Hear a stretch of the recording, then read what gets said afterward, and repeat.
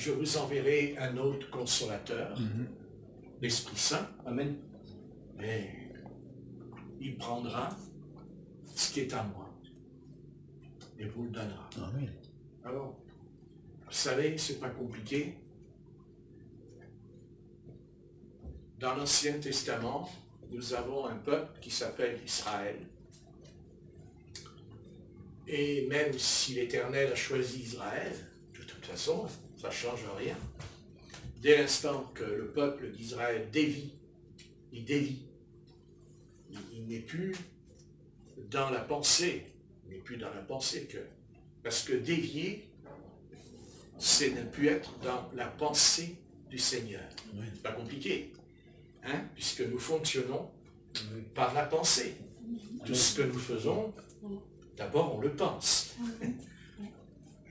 Je ne vois pas comment on peut faire autrement. Les animaux ne pensent pas.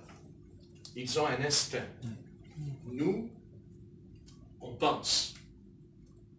On pense, mais aussi, il y a aussi l'adversaire qui vient et qui nous donne ses pensées. Lui aussi. Et ses pensées, sa pensée, son but, c'est de nous détourner du Seigneur, c'est-à-dire nous détourner du chemin. De quel chemin? Le chemin biblique, le chemin de la Bible. Ensuite, ce que l'adversaire veut, c'est que, Iki, tu sais, tu peux lire toute la loi, tu peux connaître la loi par cœur, ça ne me dérange pas, parce que moi aussi je la connais, la loi, et je la connais mieux que vous. Ça ne me dérange pas. Par contre, ce qui me dérange, ce qui me gêne, c'est que vos pensées ne viennent plus vers moi. Et alors, je ne peux plus me caresser. Vous voyez, je me caresse tout seul. Hein, je ne peux plus me caresser. Hein? Je veux dire par là, caresser pour Satan, ce n'est pas le sens de se caresser comme je fais là. Ça se voit que j'ai besoin de tendresse, moi, ce soir. Donc, voilà. Non, c'est caresser, c'est pour Satan, c'est faire sa volonté. Parce que Satan a aussi une volonté. Et il est tenace. Personnage très particulier. Et on ne le voit pas, mais on devrait le voir. Par exemple, ce jeune homme qui a volé tout à l'heure avec son engin, vous dites, wow, le monde, là, il est entré dans un nouvel ère. Alors je dis, ah oui, il est entré dans un nouvel ère. Ah ben ça c'est sûr. Ah ça, il n'y a pas de doute. Je lui réponds, ouais, prince de l'air. Allez, le bon vieux rêve de Satan. Hein? L'air, dans l'air. Jusque-là, vous savez, les hommes ont toujours voulu aller dans l'air. Et ça ne remonte pas au XXe siècle, croyez-moi. Au XVe siècle, déjà, on a cherché à voler, à planer. Oui, c'est... Satan, lui, il dit, écoutez, je suis le prince de l'air. Ça veut dire que l'atmosphère m'appartient. Et j'ai l'intention d'y régner. Mais moi aussi, les hommes, je vous invite à me rejoindre. Et c'est ce qui est en train de se passer. Parce que vous vous rendez compte, un engin pareil qui tomberait entre les mains des terroristes, que va-t-il nous arriver? Que va-t-il se passer sur la Terre? Que va-t-il arriver si un appareil tombe entre les mains de personnes qui ont déjà un but, c'est de tuer, la mort, tuer. On sait que Caïn, de toute façon, il n'a pas attendu bien longtemps, suite à son offrande qui n'a pas plu à l'Éternel.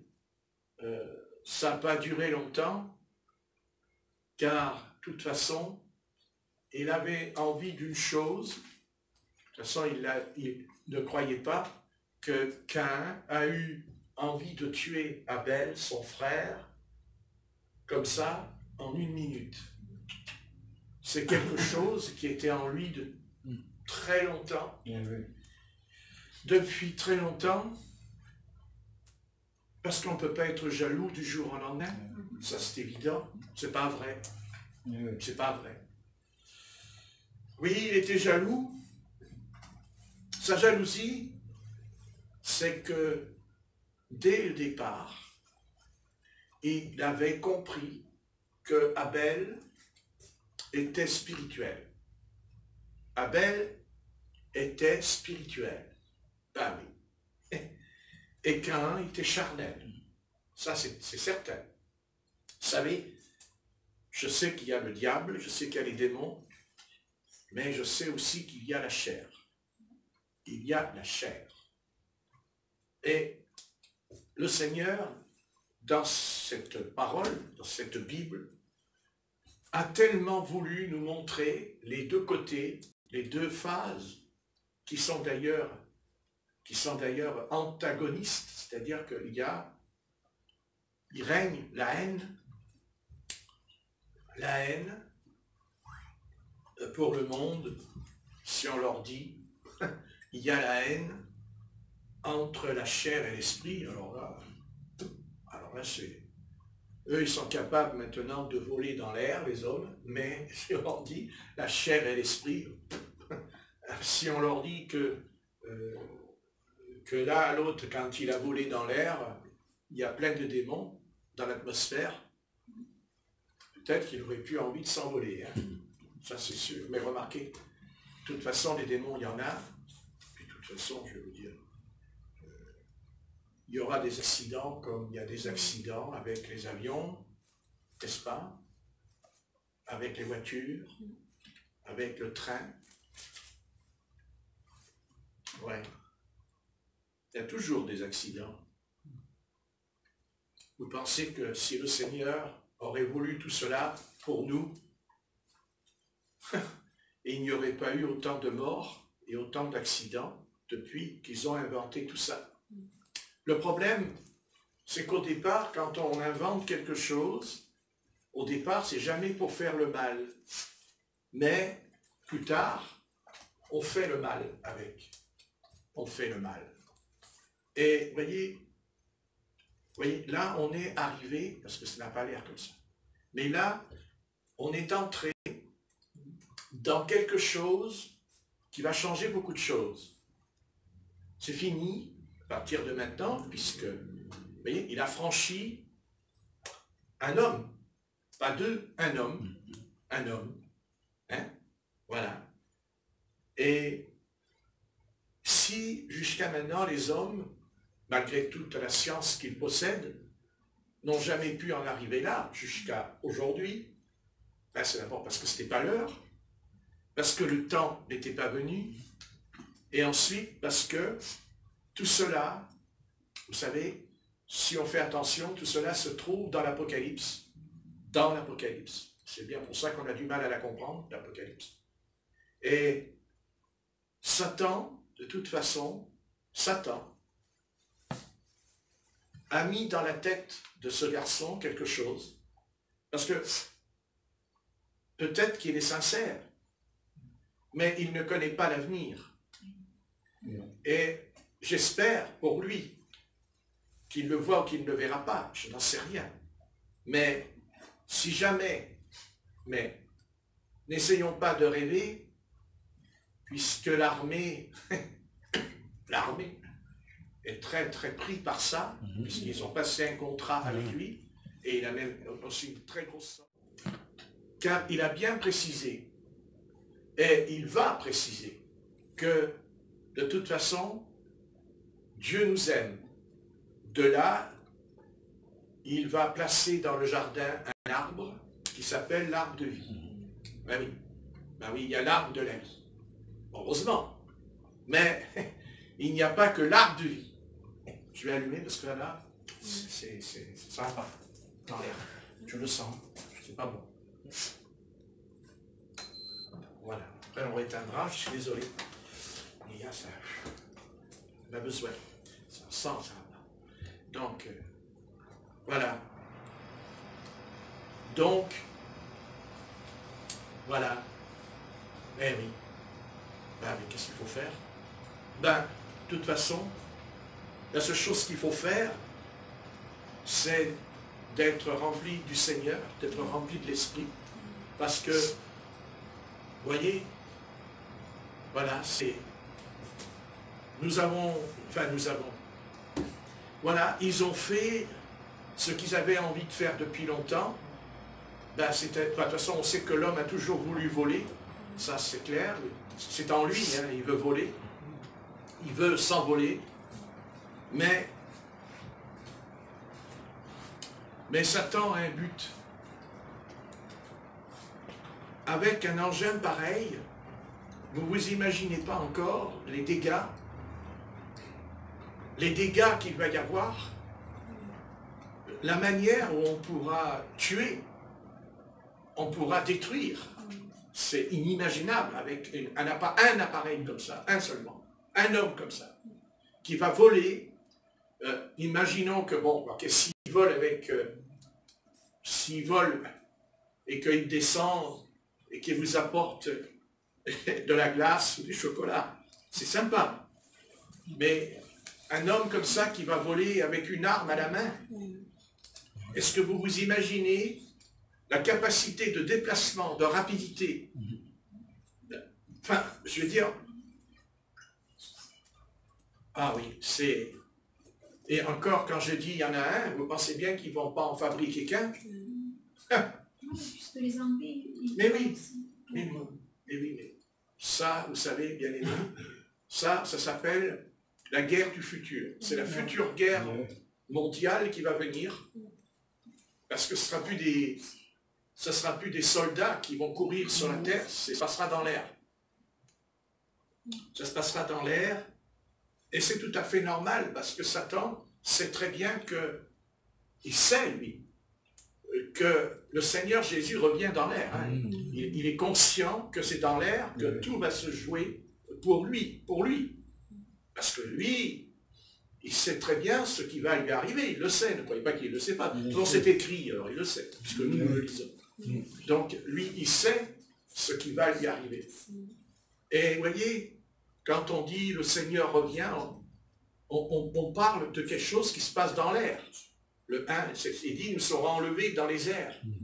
Et dans un côté, c'est vrai que c'est terrible ce qui va se passer. Et en même temps,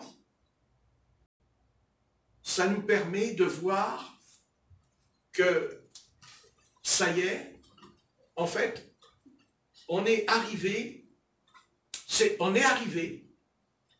la fin. C'est la fin. C'est la fin, non pas la fin de l'humanité. Non, mais non. Ceux qui vous prêchent ou ceux qui vous annoncent, soit par les médiums, par les voyants, ou même par certains prédicateurs, c'est la fin du monde. Non, il n'y a pas la fin du monde. Non, il y a la fin d'un système, la fin d'un cycle qui va recommencer avec un autre cycle. Et heureusement, mais bon, nous savons que ce cycle s'appelle le millénium, le règne des 1000 ans. Ben oui, ça, on a tendance à ne pas y penser, mais il n'y a pas la fin. Quand on dit c'est la fin, on pense que ça va... Voilà. Non, pas du tout. Au contraire, la fin, c'est quelque chose qui sera un nouveau commencement, quelque chose de nouveau. Amen. Et ce nouveau, cette chose nouvelle dont les hommes ne veulent pas, enfin, ils le veulent puisqu'ils travaillent Justement, il travaille justement à vouloir entrer dans le millénium. Il travaille à ce que tout soit moderne, facile. Vous comprenez? Mais ça ne marchera pas. Parce que ce qu'ils font, ça ne vient pas de l'art de la vie. Ça vient de l'art de la connaissance. Amen. Du bien et du mal. C'est-à-dire qu'ils ne comprennent pas que d'un côté, c'est bien, je n'ai pas dit que c'est mal. Mais, attendez, on sait que les voitures produisent des millions de morts chaque année, mais d'un côté, nous avons l'ambulance. Heureusement. Nous savons qu'il y a des hélicoptères, qu'il y a des avions qui tombent. Mais heureusement que nous avons des hélicoptères pour transporter des malades pour pas qu'ils meurent tout de suite. Donc, il y a le bien et le mal. Mais Dieu, si a dit à l'homme, tu ne mangeras pas, tu ne mangeras pas, tu ne manges pas, tu te nourris pas, tu cherches pas cet arbre, tu ne vas pas vers cet arbre.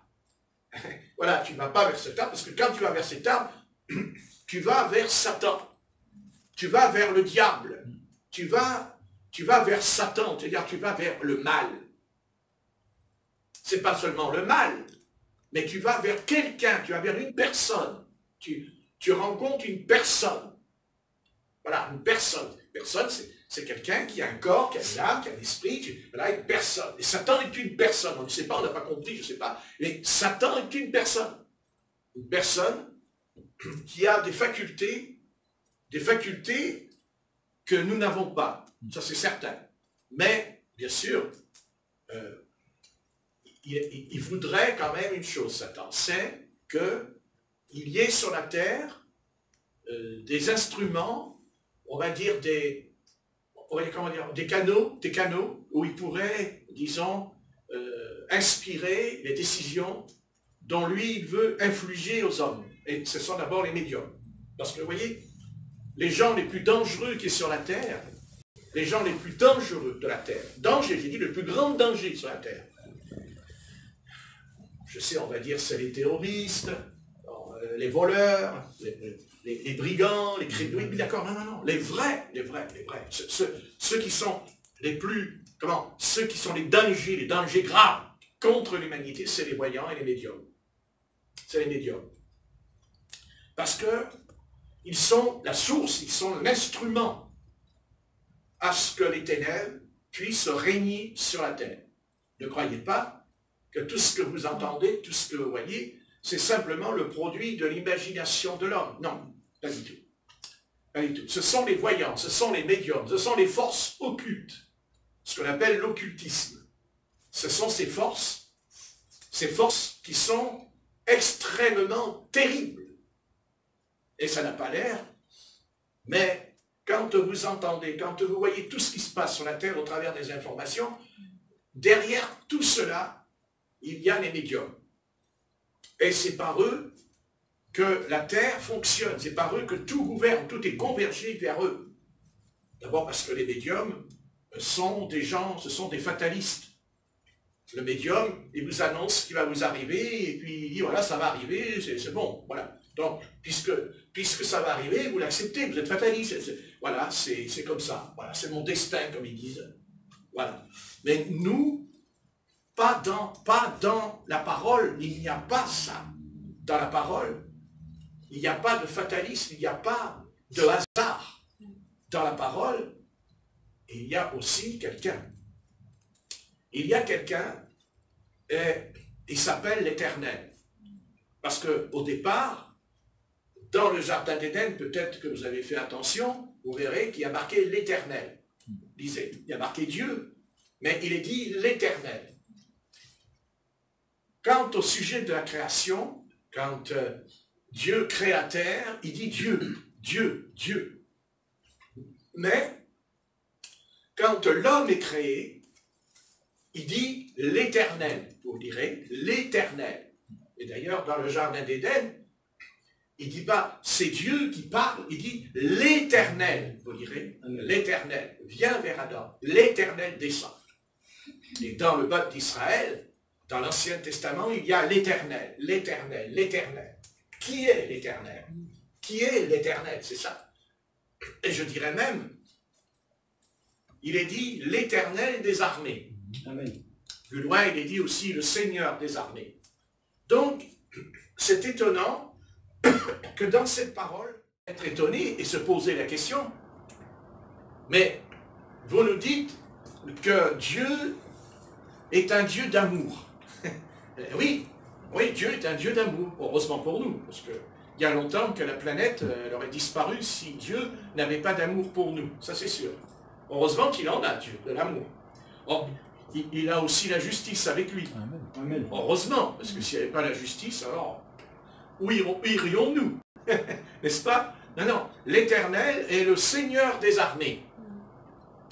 Donc, si l'Éternel est l'Éternel des armées, et d'ailleurs, de toute façon, c'est écrit au sujet d'Israël, il est dit dans l'Exode, au chapitre, quand Israël sort d'Égypte, il dit les armées d'Israël, vous lirez, les armées d'Israël sortent d'Égypte. Vous avez jamais lu? Les armées d'Israël. Donc, le Seigneur est le Seigneur des armées. Et le Seigneur est un être qui fait la guerre. Ah bon? Vous me dites que c'est un Seigneur d'amour. Ah ouais, mais comment on peut faire la guerre et en même temps aimer? C'est ça qui est curieux, parce que faire la guerre, c'est tuer. Faire la guerre, c'est détruire.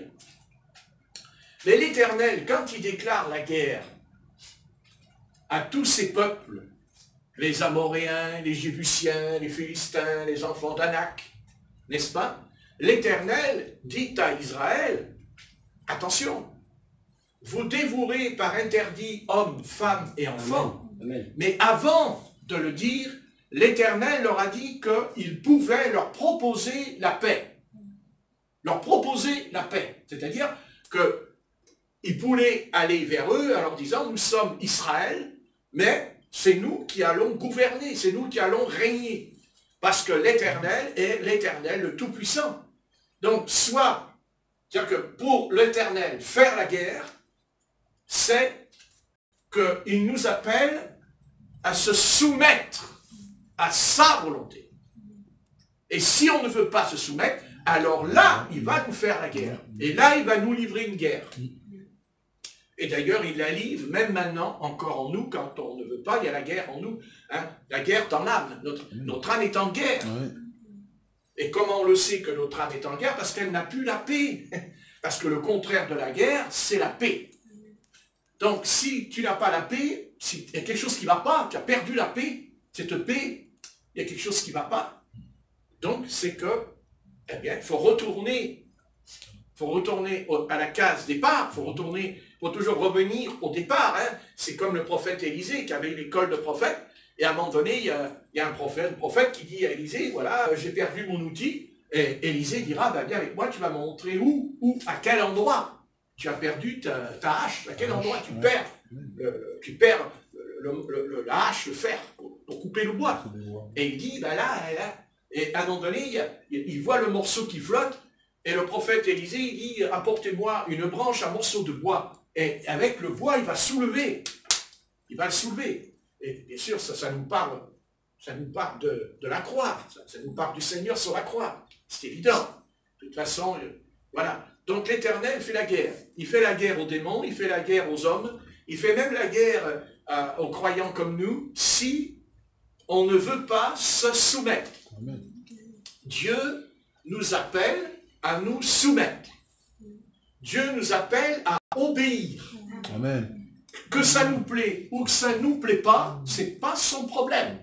Lui, Dieu, n'entre pas dans des considérations comme nous, avec des larmes, des sentiments.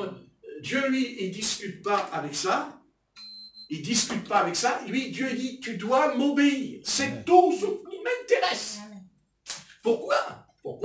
Pourquoi? Tu me dis que tu es un Dieu d'amour, tu m'aimes et tu me dis, voilà, il faut que je t'obéisse. Et Dieu répond, je n'ai pas à te répondre. Je n'ai pas à te donner des explications.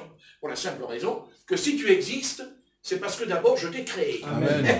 Et comme je t'ai créé, donc tu n'es plus capable d'avoir, tu ne peux pas fonctionner comme tu veux, puisque c'est pas Moi, c'est par moi qu'il existe. Et c'est curieux, mais il faut, vous savez, il faut que Dieu soit très patient, parce que pour supporter tout ce monde qui fait ce qu'il veut, Mais bon, alors pour vous dire, mais Dieu, il est dur. Non, il n'est pas dur, le Seigneur. Oh non, il n'est pas dur, le Seigneur. Non, il est... Si moi j'étais le Seigneur il y a longtemps, j'aurais pris le balai et j'aurais balayé tout ça dans ma tête. Mais bon, je ne suis pas le Seigneur, heureusement pour moi. Heureusement pour moi, parce que vraiment, pour moi, je viendrais à l'église avec un tank, une mitraillette, une DCA, j'aurais mon artillerie par terre, là, et puis quand il y en a un qui ne va pas, j'attendais, bon, toi tu viens d'arriver, je prends simplement un revolver. Toi ça fait 15 ans que tu es là, je prends une mitraillette parce que tu ne comprends pas. Non, vous savez, le Seigneur est patient. Amen.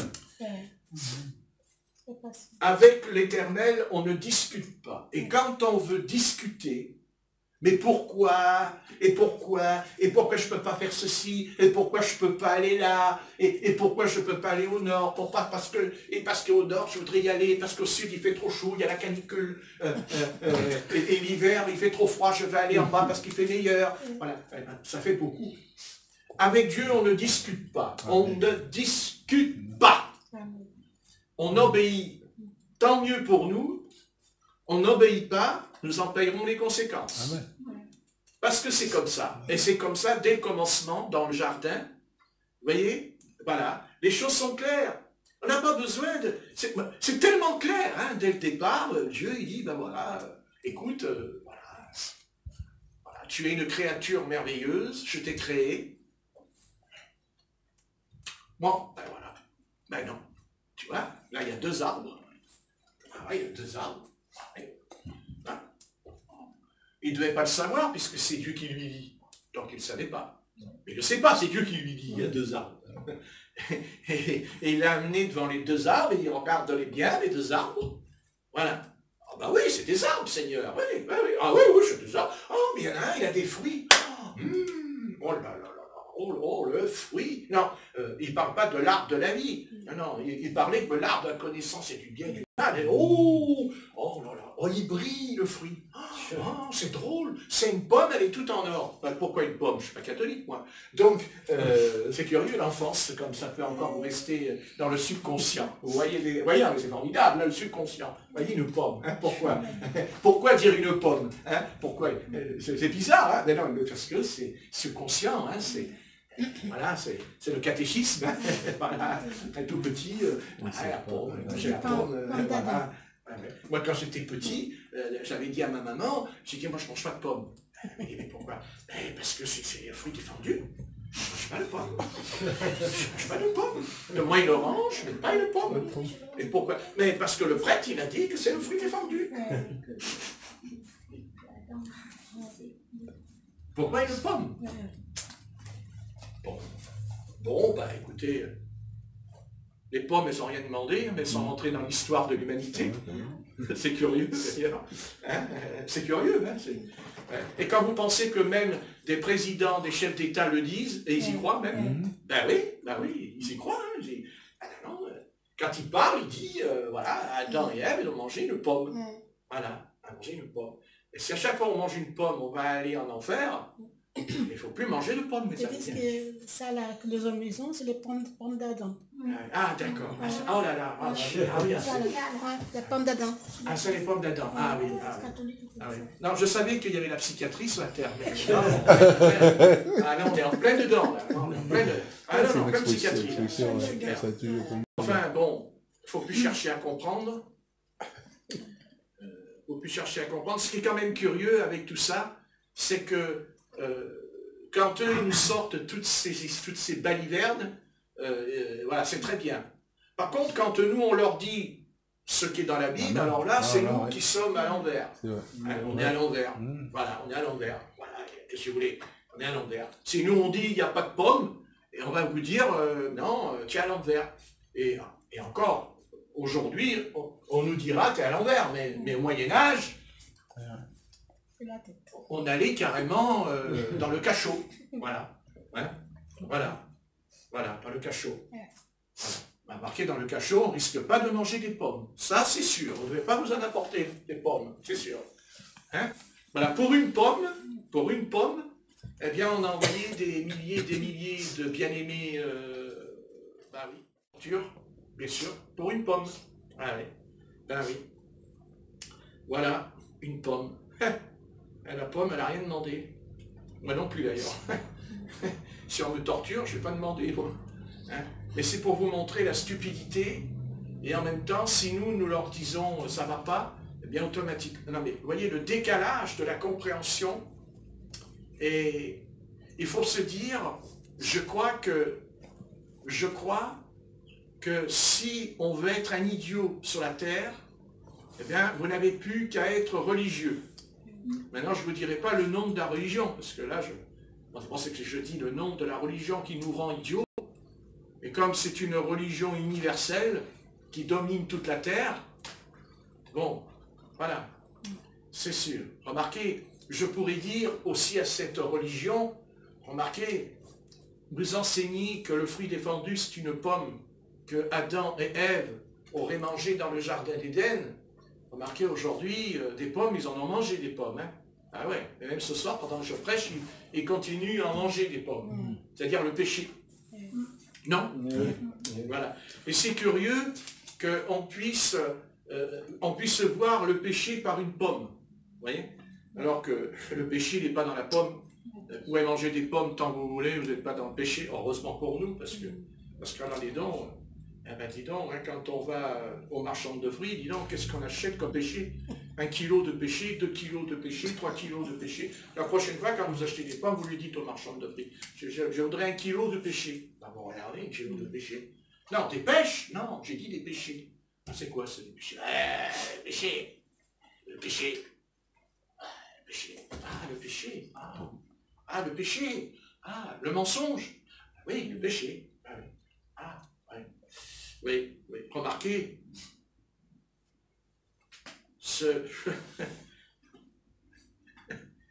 si après tout, si c'était vrai, admettons que si c'était vrai, que cette religion, cette organisation planétaire nous dit que Adam et Ève ont mangé une pomme. Ben écoutez, après tout, moi je dis aux hommes, quand vous rentrez dans le marché, quand vous allez au marchand de fruits, écoutez, quand vous voyez les pommes, regardez-les bien. Regardez-les bien. Mais achetez-les, les pommes. Mais par contre, vous pensez à la pomme et en même temps vous arrêtez d'aller dans le péché. Vous voyez, ça vous envoie une image. Hein? Ce serait intéressant, ça. Je vois une pomme, j'arrête de pécher. Hein? Hein? À chaque fois que tu vois une pomme, tu ne pêches pas. Voilà. Et tu ne la manges pas non plus. Intéressant, c'est profond. Qu'est-ce que c'est profond. Mon Dieu, c'est profond. On va méditer toute la nuit, on ne va pas endormir ce qu'il dit. Ah, c'est profond. Et la tarte aux pommes. Mais c'est pas pareil. C'est pas pareil parce que là, elle est cuite au four. Donc elle est brisée. Elle dit que quand on juge quelqu'un, c'est sur la déposition de 2 ou 3 témoins quand même, dit la Bible. Et nous-mêmes, on se laisse avoir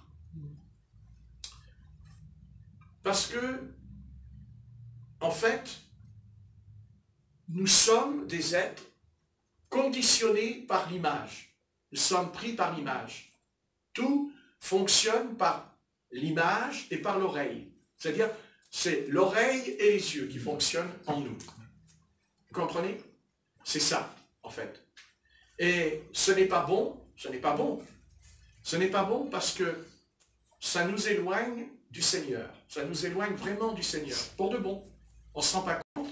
Et je dirais même que en parlant de tout ça, quand on parle, tout ça, eh bien, il ne faut pas s'étonner. Pourquoi? Que quand on prie, on n'a pas l'onction. Parce que des gens disent, je n'ai pas l'onction. Pourquoi je n'ai pas l'onction? Et si Dieu voulait, il viendrait et nous dirait, tu n'as pas l'onction? Ben ouais, mais, qu'est-ce que tu parles? dis donc, tu parles, dis donc.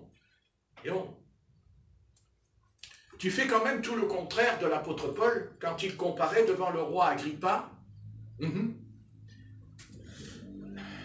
L'apôtre Paul, il dit, « Ô roi Agrippa, je sais. » La nation, vous lirez, vous n'avez qu'à lire, après tout, la Bible. Amen. Et quand vous lirez l'apôtre Paul, il n'y a pas chez lui un seul mot de travers contre les rois, contre les princes. Jamais. Au contraire, il ira prier, prier pour le roi, prier même pour le magistrat, prier pour l'épée, pour qu'il y ait l'épée, la justice. Amen. On veut absolument, et on le prêche, on veut anéantir cette création. C'est-à-dire, cette création, de toute façon, il faut l'anéantir. Voilà, c'est terminé. Voilà. Il faut aussi anéantir, il faut annihiler, il faut faire disparaître, voilà, même le vieil homme, il faut le tuer. Il faut tuer le vieil homme. Pour le tuer. Mais c'est faux. Eh oui, c'est faux, parce que c'est pas du tout ce qu'enseigne l'apôtre Paul. Mais alors, pas du tout. C'est pas ça du tout. L'apôtre Paul explique, et même le Christ le dit, le Seigneur n'est pas venu détruire la création qu'il a créée. Il est venu la sauver. C'est pas pareil, oui, mais c'est pas pareil, c'est pas pareil. Parce qu'il faudrait redire le mot, la rédemption, le rédempteur, c'est-à-dire le pardon. Et le Seigneur n'a pas l'intention de détruire cette création comme moi-même, je l'ai dit aussi, attendez, hein, influencé par beaucoup de prédicateurs, jusqu'au jour où le Saint-Esprit vient, et ça parle, hein, il dit, mais qu'est-ce que tu racontes, qu'est-ce que tu racontes? Tu m'as parlé depuis des années, tu dis des choses, c'est pas du tout ce que mon fils a enseigné, c'est pas ce qu'ont enseigné les apôtres. Je ne suis pas venu détruire la création, je ne suis pas venu non plus détruire l'homme. Non, non, pas du tout. Moi, je suis venu racheter l'homme. Je suis venu racheter l'humanité tout entière. Et je n'ai pas l'intention de la détruire, l'humanité. Au contraire. Moi-même, je suis devenu humain. Je suis devenu un homme. Donc, si moi, Jésus de Nazareth, je suis devenu un homme, c'est pas pour détruire les hommes, puisque je suis moi-même devenu. La divinité a voulu que, comment vous expliquer, que la parole, le verbe, soit homme, un homme. Après tout, le Seigneur aurait pu être un lion, il aurait pu être une girafe. Vous voyez, la girafe, je suis le Seigneur. Hein, comme on aurait fait ça pour l'écouter, pas beaucoup. Le Seigneur, quand il vient, il est un homme de la même taille que nous, avec une voix comme nous, avec des sentiments, avec de la souffrance comme nous. Voilà, il est le Fils de l'homme. Hein? Voilà. Et le Seigneur Jésus n'est pas venu détruire l'humanité, il n'est pas venu détruire, pas du tout, pas du tout. Le Seigneur n'est pas venu détruire votre vieil homme, pas du tout. Et puis c'est Dieu qui l'a créé, pourquoi voulez-vous qu'il détruise ce qu'il a créé? Si Dieu a créé, il ne peut pas la détruire. Il crée, c'est le créateur. Il se renie lui-même s'il détruisait ce qu'il a fait. C'est ce que Satan veut. C'est ça que Satan veut. Satan veut amener le créateur à détruire ce qu'il a fait. Et lui, bien entendu, il en rajoute. Ça, c'est sûr. Mais le Seigneur n'est pas venu détruire. Il est venu sauver. C'est pas pareil. Le verbe sauver. Il est venu nous racheter, le Seigneur. Ce qu'on appelle la rédemption. Et dans beaucoup de livres prédicateurs, le problème aujourd'hui, il est énorme. D'abord, on commence déjà par une faille. Une faille, par exemple, nous connaissons le fameux prédicateur Watchman Nee, et Dieu sait qu'il connaît la parole, ce n'est pas la question. Mais à un moment donné, il faut faire attention, parce que quand on lit, à moins d'avoir une intervention de l'esprit, on ne peut pas comprendre. Mais quand on lit, il y a quand même quelque chose qui ne va pas dans ces livres. Quelque chose qui ne colle pas, c'est qu'à chaque fois, il nous amène à séparer, il dit, il y a une et il dit même plus loin que ça, dans l'homme spirituel, dans la première page, il dira qu'un chrétien qui n'a pas fait cette expérience, de la séparation de l'âme et de l'esprit, une séparation, c'est faux. C'est faux et c'est contraire à la rédemption. C'est contraire à l'enseignement apostolique. Le Seigneur ne sépare pas mon âme de mon esprit, pas plus qu'il sépare mon esprit de mon corps. Non. Non, c'est faux. Ils sont un. Et oui. Ce que dit l'apôtre Paul, adorez le Seigneur de tout votre être. Amen. Il ne dit pas une partie de mon être, mais tout mon être. Amen. Et si je sépare mon esprit de mon âme, ça veut dire que, et il le dira, c'est mon esprit qui adore le Seigneur. Mais c'est faux. Ah, c'est faux, mon âme aussi. Mais si je les sépare, donc que devient mon âme? Puisque je fais une séparation. Et en fait, si on fait cette expérience de séparation, et ça, il y en a plein qui la font, et beaucoup de pasteurs d'ailleurs, mais on va être un mystique. Eh ben oui, on est un mystique. Eh oui, c'est-à-dire, on devient une sorte de, on se met dans une sorte de contemplation mystique. Parce que l'âme, elle, comment vous expliquer, l'âme, si elle se détache de notre esprit, elle va tomber dans ce qu'on appelle des manifestations surnaturelles, telles que des visions, des songes, qui n'ont rien à voir avec l'Esprit Saint, justement. Et c'est mon esprit, c'est lui qui est le gardien. Mon esprit est le gardien, justement, de devenir un mystique.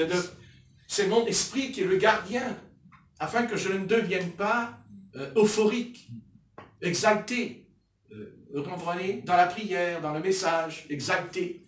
Hein, parce qu'il faut faire attention, il y a l'exaltation. Et en fait, le Seigneur ne veut pas séparer votre âme de votre esprit, pas plus qu'il sépare votre âme et votre esprit de votre corps. Le Seigneur a créé votre corps, il a créé votre âme et il a créé votre esprit pour qu'ils soient ensemble, justement. Il veut qu'ils soient ensemble. Et avant notre conversion, ils n'étaient pas ensemble. Ben non, pas du tout. Ben non. Ça s'appelle le désordre. Ils étaient dans le désordre. On vivait dans le désordre. Mais quand on est venu au Seigneur par une profonde repentance, la repentance, c'est-à-dire que la repentance va rétablir l'équilibre, va remettre l'équilibre dans notre corps humain. Et notre âme, notre corps, notre esprit ne font un. Un. C'est pas... Vous voyez, le danger, c'est que... Et ça, c'est vrai. J'adore... Alors, on va sortir des théories, bien entendu. On va vous dire, Dieu est esprit. Alors, Dieu veut des adorateurs en esprit.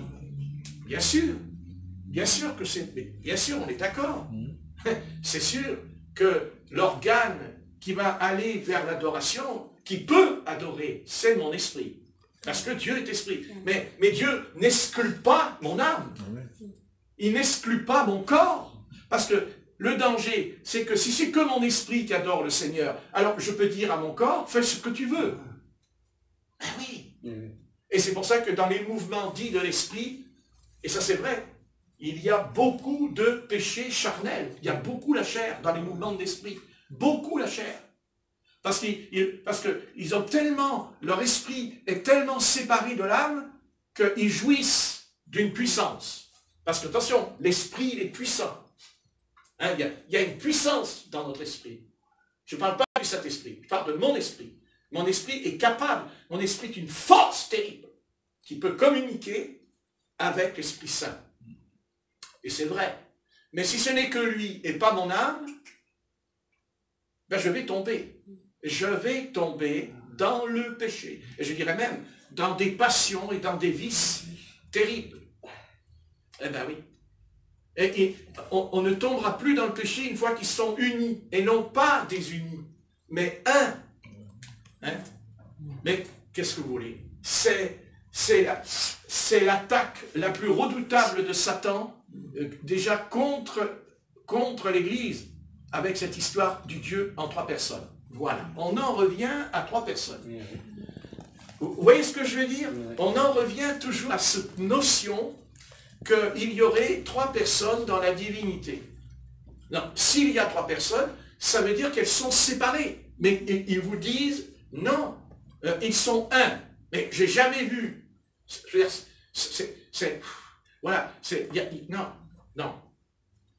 non, il n'y a pas trois personnes. Il ne peut pas y avoir trois personnes. Il ne peut pas y avoir trois personnes. Mais c'est impossible. Impossible. C'est impossible.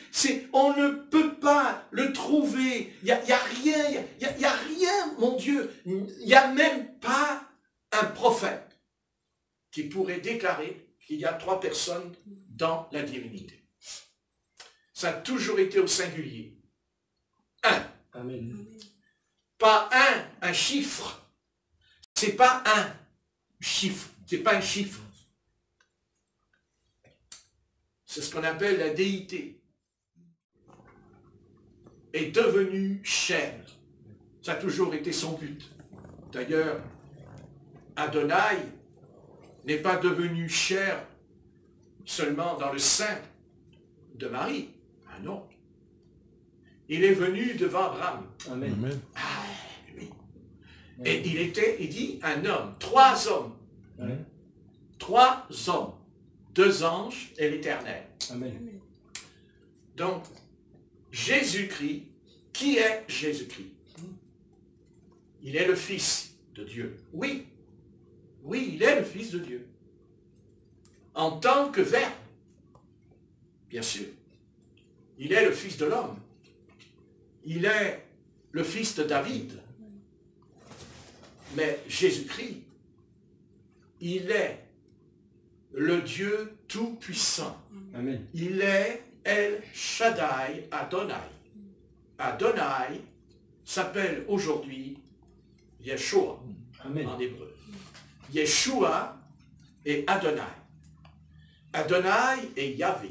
Je suis celui qui suis. Ce n'est pas au pluriel, c'est au singulier. Amen. Je suis celui qui suis. Il n'y a pas dans la Torah, il n'y a rien qui nous enseigne cette doctrine Amen. d'un Dieu en et même le mot Trinité n'existe pas dans la Bible. Il n'y a pas écrit, les apôtres Amen. n'ont jamais dit qu'il y a la Trinité dans... J'ai jamais vu l'apôtre Paul, l'apôtre Pierre dire il y a un Dieu en trois personnes dans la parole du Seigneur. Et c'est tellement vrai, parce que, vous savez, je sais bien que dans l'histoire de l'Église, il y a eu des réformateurs, des hommes comme Luther, comme Jean Calvin, comme John Wesley, il y en a eu bien d'autres, mais bon, quand ils sont venus, ils ont apporté pas toute la vérité. Ils ont apporté une partie de la vérité, mais pas toute la vérité. La vérité, elle a été établie à Jérusalem, le jour de la Pentecôte. Vous pensez bien que si on se pose la question pourquoi ils ont voté au sujet de Judas, qui a été destitué du groupe, parce que dès l'origine, la vérité c'est que d'abord Dieu voulait fonder une église et il le fera en prenant 12 apôtres. 12, c'est écrit. 12, 12. Bon, on sait qu'il y en a un qui était pourri. On va dire la pomme pourrie, si vous voulez. Décidément, c'est la pomme ce soir. Donc, je ne sais pas pourquoi, j'en ai pour les pommes. Je crois que je vais en manger une tout à l'heure. Donc, c'est la pomme pourrie dans le panier, on va dire. Parce que Judas, c'est une pomme pourrie dans le panier. On est d'accord. On est d'accord. Bon, si vous n'êtes pas d'accord, c'est pas grave, c'est comme ça. Donc, je vais discuter. Voilà. Donc, la pomme est pourrie. Voilà. Donc, la vérité, quand on veut la vérité, quand vous cherchez la vérité, vous devez toujours remonter à l'origine. Amen. Vous devez toujours étudier les origines. C'est-à-dire, qu'est-ce que Dieu a déclaré au départ? Qu'est-ce que Dieu a dit dès le départ? Je sais, John Wesley est venu, Luther est venu, Calvin, d'accord. Ils ont apporté, Calvin a apporté une lumière, Luther a apporté une autre lumière, John Wesley et bien d'autres. Ils sont venus sur cette terre. Maintenant, gloire à Dieu, ils sont avec le Seigneur, là-haut, dans la paix. Bon, ils ont fait ce que Dieu leur a demandé. Dieu a projeté, voilà, il a projeté sur la terre, un peu comme un phare, vous savez, quand les navires viennent pour aborder la côte, il y a le phare au loin, hein, pour pas que le navire aille se fracasser contre les falaises. Bon, eh bien, ça c'est votre phare, voilà, ça c'est un phare. Bien, il est là, vous voyez, voilà, et en fait, il y a les navires qui arrivent. Voilà, donc il y a le navire protestant qui est arrivé, mais il y a le phare qui a éclairé pour pas qu'il aille se fracasser contre... Donc, c'est-à-dire qu'il apporte une vérité. Hein. La vérité, c'est la lumière qui m'empêche à ce que le navire se fracasse contre une falaise. Des siècles plus tard, alors ça y est, il y a un autre navire qui est arrivé pour... un navire, quand il est sur la mer, il ne reste pas sur la mer, il ne peut pas, il faut que quand même... voilà, donc il arrive, il débarque... avec tout le beau monde qu'il y a dedans, évidemment. Et quand il débarque du beau monde, mais pas toujours du beau monde non plus. Hein, c'est un peu comme les disciples, dedans il y a une pomme pourrie, n'est-ce pas? Ben oui, comme aujourd'hui, ça débarque, mais bon, passons, n'allons pas dans les détails, c'est pas la peine, on n'a qu'à lire les apôtres et on a compris. Voilà, oui, c'est bien ça. Comme ça, on peut rien dire. On peut penser, on a le droit de penser encore. Donc, on pense que ça débarque, mais le Seigneur a envoyé le phare.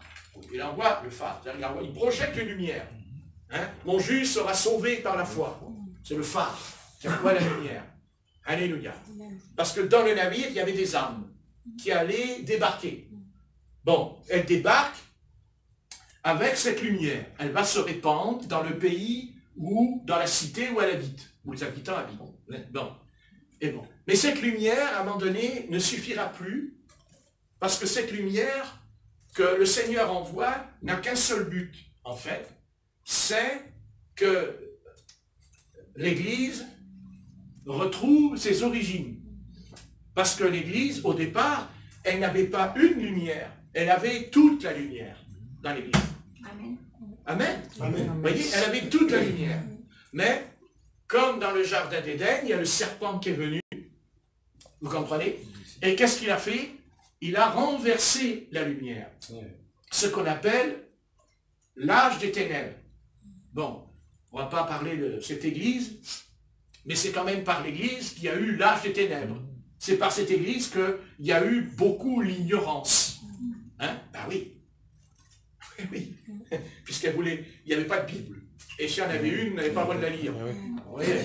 Hein? Parce que l'humanité, elle me fait des beaux discours. Les gars, là, qui me font des beaux discours, là, j'aurais leur dire une chose. Vous avez oublié une chose. Que si l'humanité a fait des progrès, parce qu'il n'y a pas que le mal, il y a aussi des progrès. C'est évident. On se soigne mieux qu'avant, quand même. Voilà, il y a de bonnes choses, pas que des mauvaises choses. Donc, mais vous avez oublié une chose. Que si l'humanité, aujourd'hui, en est arrivée où elle en est, c'est grâce à la Bible. Parce que si les hommes n'avaient pas eu la Bible, si la Bible n'avait pas été imprimée, traduite dans les langues, n'est-ce pas? Eh bien, moi je pense qu'on en serait encore à la cabane et à la caverne. Donc qu'ils arrêtent de dire, oui, c'est l'évolution. Ce n'est pas vrai. C'est la Bible. C'est la parole. C'est quand la Bible a été traduite que s'est produit la renaissance, le changement. On a compris l'hygiène, se laver, être propre et tout. Parce que les hommes se lavaient une fois par mois avant. Et ils se lavaient même habillés. Le roi, il s'habillait et rentrait dans la baignoire habillé.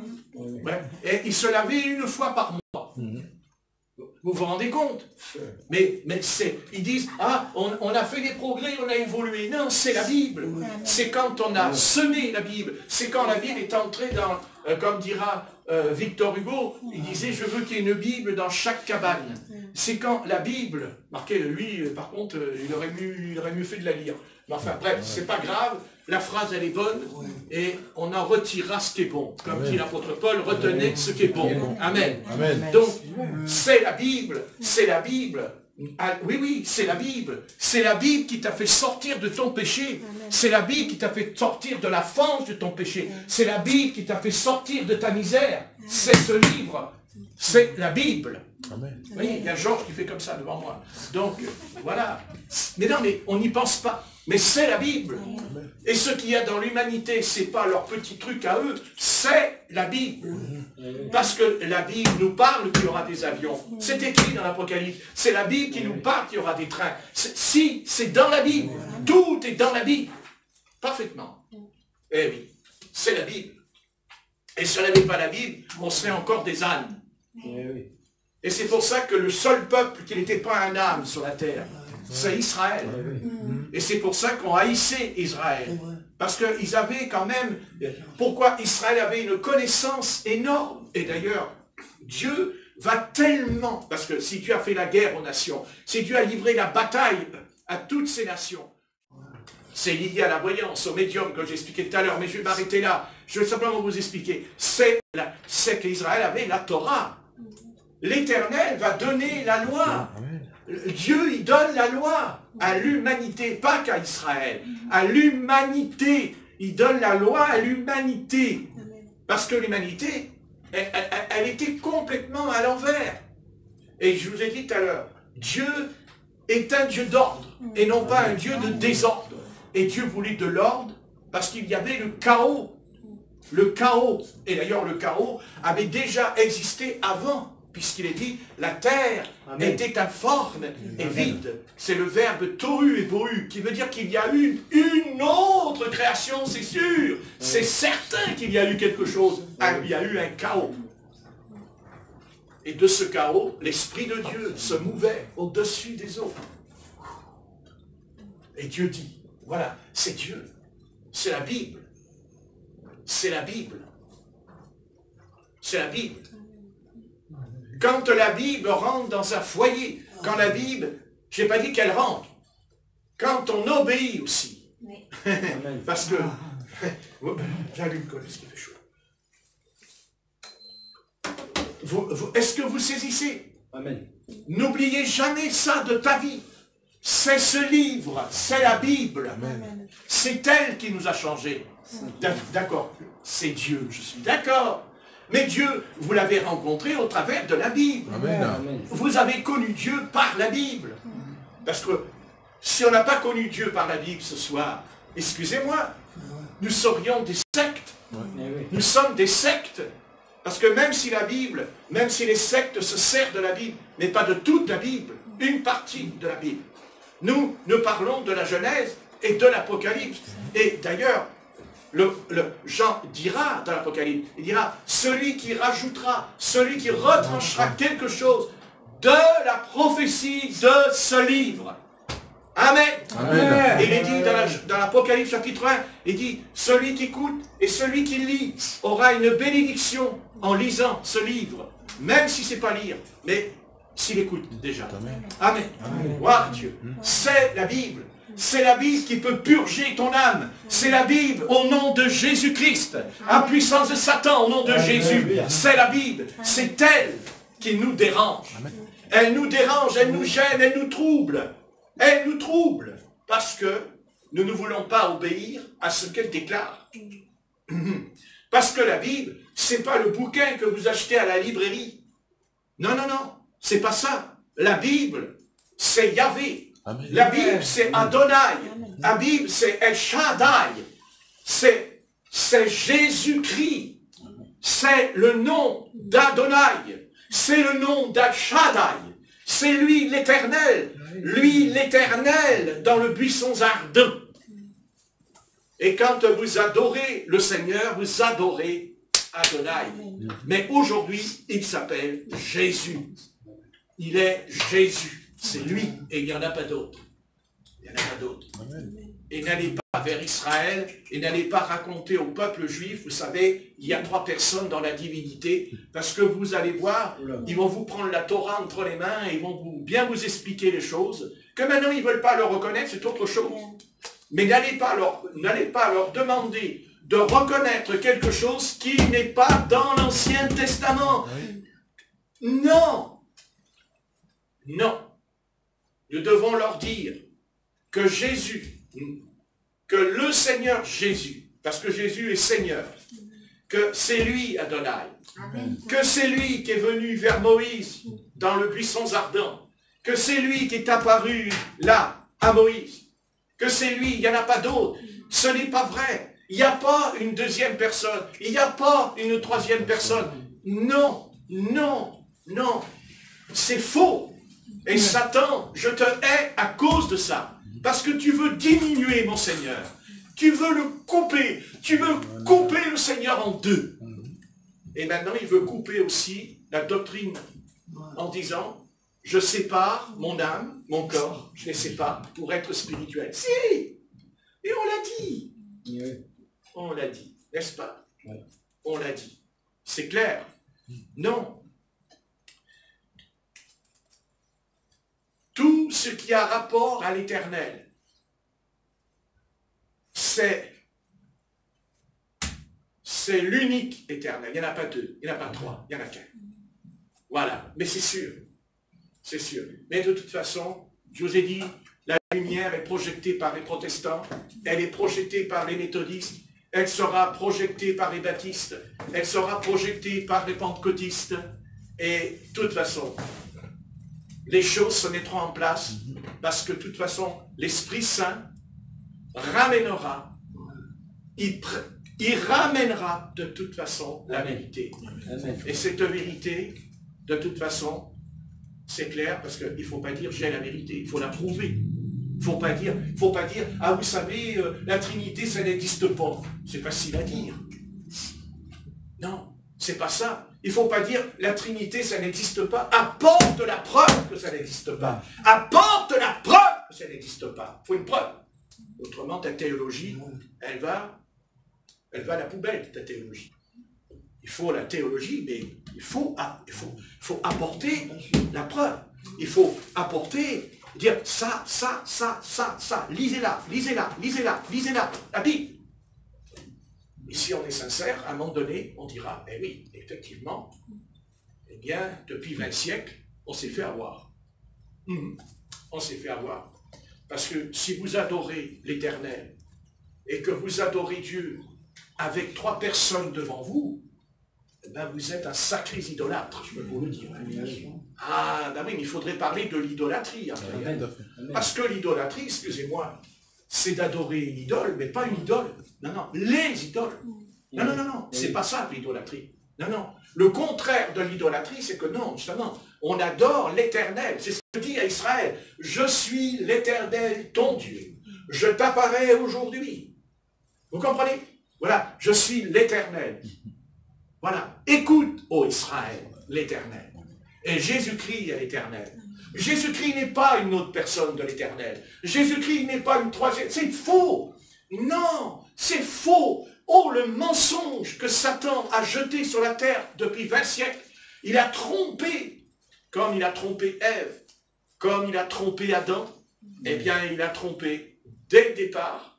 On va dire, allez, juste après la mort de tous les apôtres, quand tous les apôtres sont partis, et quand l'apôtre Paul le dira, il dit, je sais, il dit, après mon départ, il se glissera des hommes qui n'épargneront point le troupeau.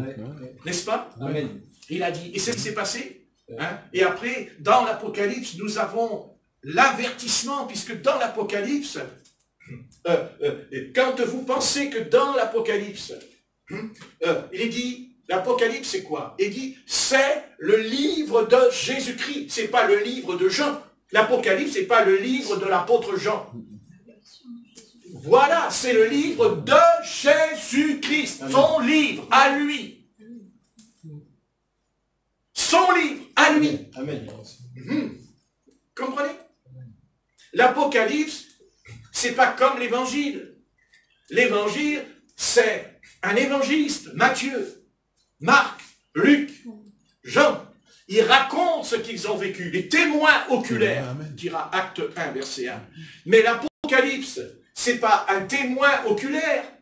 L'Apocalypse, c'est le Saint-Esprit qui parle directement à Jean, et même dans une île, à Patmos.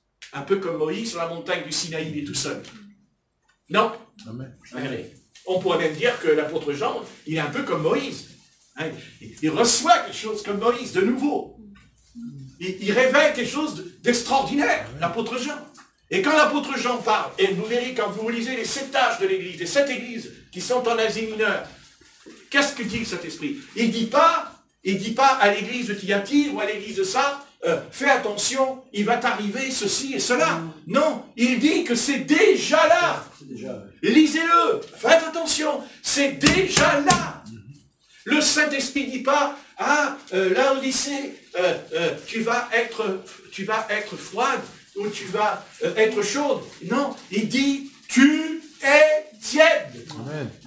Non, Oui. Amen. tu es tiède. Vous comprenez? Tu es tiède. Donc, ça veut dire qu'on n'a pas eu besoin d'arriver, moins de bruit s'il vous plaît, il n'y a pas besoin d'arriver, moins de bruit, dans cet âge pour comprendre que le mal... Vous comprenez? La vipère, le serpent était déjà rentré. Et c'est parce qu'il y avait les apôtres. Parce qu'il y avait les apôtres qui avaient bien sûr vécu avec le Christ, qui avaient mangé avec lui, qui avaient dormi avec lui. Et l'exception de l'exception, un homme exceptionnel, c'est l'apôtre Paul. Parce qu'il n'y aura pas deux Paul, ça c'est sûr. Hein? Même qu'il y a eu l'apôtre Pierre, on sait qu'apôtre Pierre, dès le départ, et d'ailleurs le Christ lui dira qu'il l'avait choisi, qu'il lui dit je te donnerai les clés. Hein? Bon, mais à un moment donné, l'apôtre Pierre, il disparaît un peu. Hein? Quand on lit, c'est l'apôtre Paul. C'est l'apôtre Paul. C'est l'apôtre Paul. C'est un peu... Le Seigneur, il a dû dire à Satan, tu vois, tu m'as détruit le 12e apôtre, mais moi j'en ai mis un, alors là, tu vas voir le 12e, il va t'en mettre plein la figure, excusez-moi l'expression, il t'en fait plein la tête, et l'apôtre Paul, c'était le 12e apôtre, alors que ça aurait dû être Judas. Ça aurait dû être Judas, puisqu'il est choisi dans Matthieu 10. Ben oui, et oui. Et pourtant, non, ce sera l'apôtre Paul. Comprenez? Voilà. Et l'apôtre Paul, bien entendu, lui, alors l'apôtre Paul, lui, c'est pas un phare qui nous envoie, c'est énorme, n'est-ce pas? Voilà. Donc maintenant, je vais, bon, il est 6h25, mais je vais simplement expliquer quelque chose, c'est qu'aujourd'hui, de toute façon, la révélation de Jésus-Christ, cette Trinité sera détruite, parce qu'elle sera détruite avec Babylone. Parce que quand Babylone sera détruite, tout ça sera détruit. C'est comme ça, et c'est pas autrement. Parce que c'est faux. Parce que c'est faux. Comment vous voulez croire un seul instant que Dieu aurait donné la vérité, la révélation de la vérité à Babylone, alors que Dieu dit, sors de Babylone? Amen. Ah, ça, alors c'est complètement à l'envers, là. Hein? Car on sait que cette doctrine vient de là. Elle est sortie de Rome, elle est sortie de l'Empire romain. Mais oui, mais bien sûr, c'est clair. Voilà. Mais Dieu fera ce qu'il a à faire. Moi, je ne suis pas là pour dire, ah mais moi j'ai la vérité, moi je connais la vérité, moi je connais rien. Je connais ce que Dieu m'a appris à connaître dans la vie. Je prêche ce que j'ai compris, je prêche ce que je sais comprendre. Si je n'ai pas compris, je me tais. Mais pour ce sujet, je sais que Dieu a un plan. Et que de toute façon, ce n'est pas possible. Il faut que la vérité soit rétablie. Amen. Il faut que la parole toute entière soit rétablie. Il faut que tout soit mis en place. Dans le moindre détail qu'il y avait dans la première église, c'est-à-dire l'église primitive, il y avait la parole, il y avait... Voilà, d'abord c'est normal. Vous croyez que les Juifs, comme Paul qui était juif de la tribu de Benjamin, il aurait cru qu'il y avait 3 personnes dans la divinité. Lui, l'apôtre Paul, lui qui a été élevé au pied de Gamaliel, il va croire une chose pareille, les apôtres. Parce que les apôtres étaient juifs au départ. À part Luc. Luc, c'est pas un juif, mais c'est pas un apôtre non plus. Luc, c'est pas un apôtre. Mais attention, le Seigneur fera ce qu'il a fait. Donc, je ne connais pas la suite du programme, mais je sais que celui qui arrivera, purée, mais alors à démolir ça, celui-là, dis donc, il aura un sacré ministère, hein, parce qu'attention, il a intérêt à être protégé par l'Éternel, celui-là, parce que, vous voyez, les bras et les jambes, elles vont s'écarter comme ça pour lui, hein, je le dis, parce que ne croyez pas qu'ils vont cesser faire, hein. D'ailleurs, ils ne cessent pas faire. Hein, je peux vous le dire que, même si on est en démocratie, les commentaires sont très clairs, hein. Vous savez, je l'avais lu d'ailleurs de la part de la Pentecôte, puisque dans les assemblées de Dieu, vous savez, il y a les déclarations de la Pentecôte avec les codes, et ils avaient dit, si quelqu'un ne croit pas dans la Trinité, il est excommunié de la Pentecôte. Comment on peut excommunier quelqu'un? Vous vous rendez compte? On excommunie quelqu'un quand il y a le péché, d'accord? Quand il y a le péché, évidemment, ou quand il y aurait une doctrine extrêmement perverse et pernicieuse. Le problème, c'est que la Trinité, c'est une doctrine perverse et pernicieuse, parce que c'est de couper notre Dieu en 3 morceaux. Non mais, couper l'Éternel en 3 morceaux. On nous dit 3 morceaux, t'en fais qu'un. Bon, je ne comprends pas leur explication. Écoutez, j'ai fréquenté la Pentecôte, j'ai fréquenté les églises, j'ai eu des discussions, même avec beaucoup de jeunes chrétiens. Et je vous le dis sincèrement, et même à la CLC, il y a des livres où il y a des jeunes chrétiens qui posent des questions à des pasteurs et disent, la Trinité, on n'y comprend rien.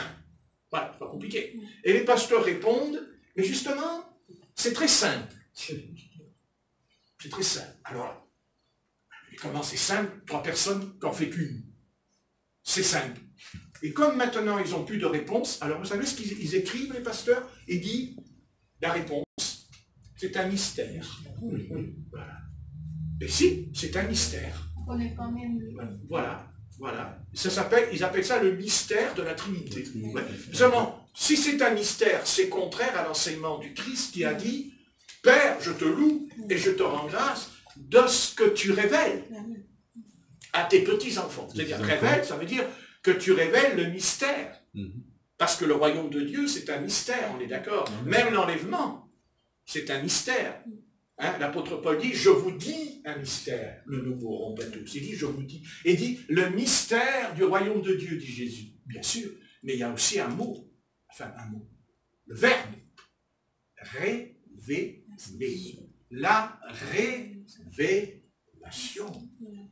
Et voilà. La révélation. Attention. La révélation, ça ne veut pas dire que toutes les révélations viennent de Dieu. Parce que l'adversaire, lui aussi, il va vous faire des révélations. Mais ne vous inquiétez pas.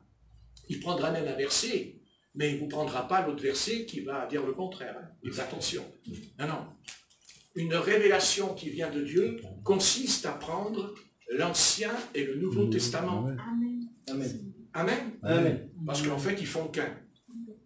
Parce que là aussi, d'ailleurs, vous savez que dans l'histoire de l'Église, on n'en parle pas beaucoup, mais vous savez que l'histoire, là, quand on dit l'Ancien et le Nouveau Testament, ça n'existe pas. Hein.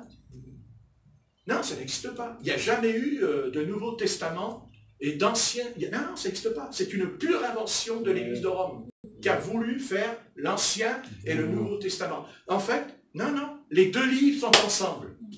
Ils sont ensemble. Là encore, hein, c'est comme aussi 66 livres, alors qu'il y en a 65. Vous voyez, il y a plein d'erreurs comme ça. Ce sont des erreurs, il y en a plein. Mais s'il y a des erreurs, on doit les corriger. Amen. On doit corriger l'erreur. Voilà. Quand je vous dis il y a l'Ancien et le Nouveau Testament, ben je peux vous dire que dans l'histoire, ça n'existait pas. Non, on croit que ça existe parce que nous l'avons maintenant. Mais c'est les hommes qui ont fait ça. C'est origine, c'est sûr, j'ai étudié. Ça n'existe pas, ce n'est pas vrai. On veut pas, d'ailleurs on devrait s'en occuper, mais ils ne veulent pas s'en occuper. Parce qu'il y a même des... même des pasteurs protestants, ils le savent, ils le reconnaissent que ça n'existait pas. Mais voilà, c'est ce que vous pouvez faire. On n'aime pas, vous savez, il y a une chose qui dérange. C'est les changements. On n'aime pas le changement. Surtout dans notre pays, on n'aime pas les changements. Parce que ce pays a pour but de crier, on veut que ça change. Et puis au moment où on veut que ça change, il y a tout le monde qui crie. Tout le monde descend dans la rue quand ça change. Mais c'est vrai. Oui, on veut le changement. Oui, attendez, ça fait des années qu'on nous dit on veut que ça change. Vous voyez, hein? Bon, mais au moment où on veut changer les choses, on n'est pas d'accord. On n'est pas d'accord. Voilà. Écoutez, nous, on veut le changement. Je parle dans notre domaine. Je ne parle pas du domaine politique, je parle du domaine spirituel. Voilà, il faut... Voilà. D'abord, pourquoi voulez-vous que Dieu aurait séparé l'Ancien et le Nouveau Testament? Je ne vois pas très bien, je vois pas pourquoi on a fait ça d'ailleurs. Oui, je sais pourquoi on a fait ça, oui, bien sûr, c'est sûr. Ouais. C'est pour que la loi ne soit plus rien, en fait. Hein? C'est pour qu'il n'y ait plus la loi. Voilà. Voilà. D'ailleurs que la loi, c'est fini, puisqu'il y a séparation. Puisqu'on vous dit, il y a l'Ancien Testament. Donc dans l'Ancien Testament, c'est comme ça, et dans le Nouveau Testament, c'est plus pareil. Voilà. Mais c'est pas vrai. Je ne parle pas de la loi où l'Éternel dit à Israël de faire des ablutions, de se laver. Non, non, non, non. Pour moi, la loi, c'est les 10 commandements. Et le Seigneur n'a jamais, jamais aboli les 10 commandements. Et encore, si on voulait s'arrêter vraiment, et ça c'est un autre sujet, je vais m'arrêter là parce que ça commence, voilà, mais si on voulait vraiment s'arrêter, et c'est une question qui est en suspens, et de toute façon, c'est le grand problème, et ça, c'est le Shabbat. C'est le Shabbat. C'est le Shabbat. Parce que l'Éternel dit quand même, tu observeras le Shabbat. Il dit éternellement, j'ai lu, éternellement. Il dit à Israël, tu t'arrêteras.